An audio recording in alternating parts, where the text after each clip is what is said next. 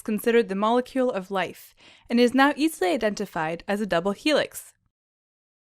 However, figuring out its structure and how DNA works was not an easy task, and just a little over 60 years ago, it was still a complete mystery.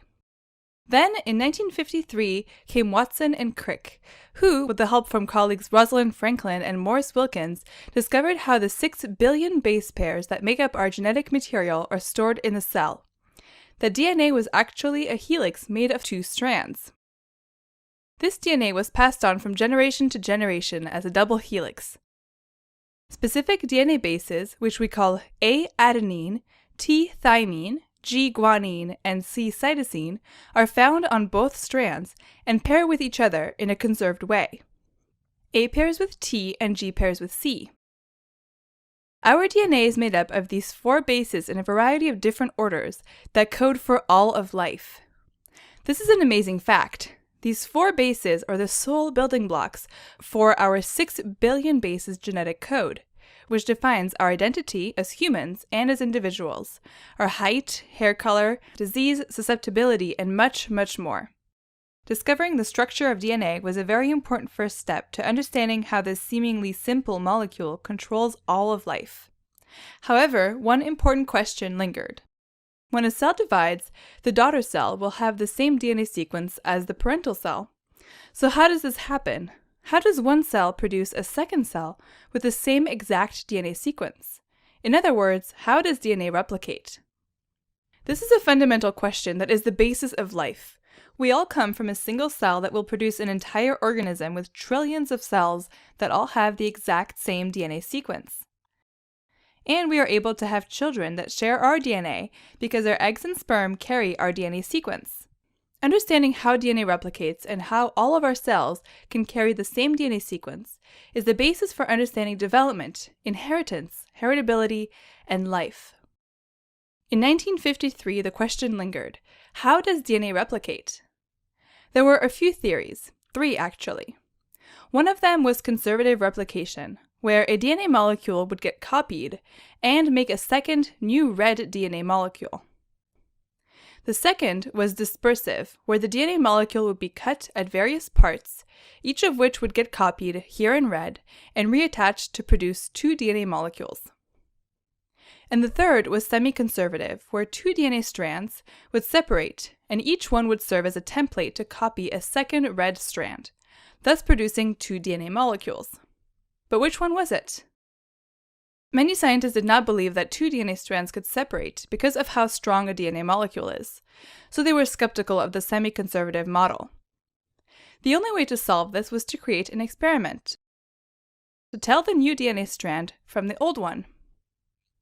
So 2 scientists, Matthew Meselson and Franklin Stahl, had an idea to design an experiment that would be known as the most beautiful experiment in biology.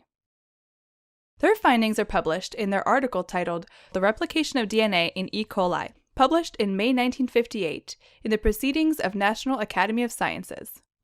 These scientists used bacteria to answer the question of DNA replication, since it could be easily grown in the laboratory.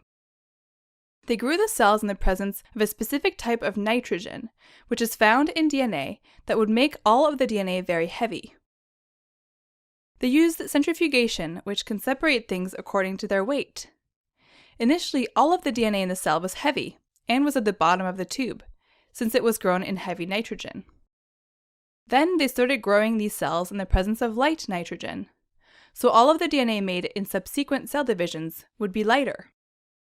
After one cell division, the DNA was half as heavy, so half of the DNA molecule contained heavy nitrogen and the other half didn't. This is not in line with the conservative DNA replication model, which would predict that one molecule would be all light and the other all heavy. However, this is in line with the semi-conservative or the dispersive model. After 2 cell divisions, the DNA molecule was now either half heavy and half light, or entirely light. So this is now not in line with the dispersive model, which would predict that the DNA after 2 cell divisions would contain a mixture of heavy and light DNA.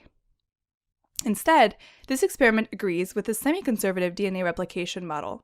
Every cell gets one old DNA strand and one new one.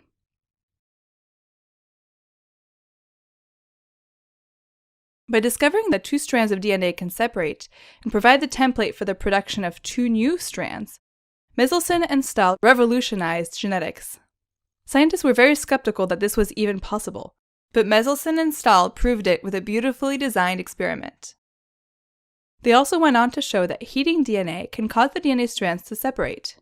This simple concept is the basis for an important technique we frequently use in the laboratory called polymerase chain reaction, which is used in genetic testing, forensics, and paternity tests.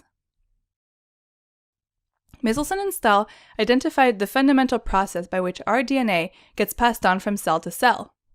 This is the basis for inheritance and an essential part of our development from a single cell to a complete organism that maintains the same DNA sequence in all of its cells. This exciting finding opened up many new doors and research avenues. Because DNA is the command center of the cell, we could now study how DNA gives orders for the cell to follow. What controls the ability of DNA to make protein? How does one cell know it's a heart cell and another cell know it's a liver cell if they all have the same DNA? Now, DNA wasn't just a static double helix. It was a molecule that was animated. It could make more of itself. It could instruct a cell to behave a certain way. All of the secrets of biology were ready to be answered. Today we understand many of these questions. We know that the process of DNA replication is very complex, with many proteins coming together to make this happen, as well as proofreading and repair mechanisms to make sure that DNA is properly copied. We can even produce a heart cell from a skin cell. We know what controls cell division and how we can stop or accelerate it. We know what sorts of things can cause mutations or changes in the DNA sequence, and how that influences cell behavior, such as in cancer. It's amazing now to look back at this very fundamental finding, that DNA replicates in a semi-conservative manner, and see how it has revolutionized biology and our appreciation for DNA.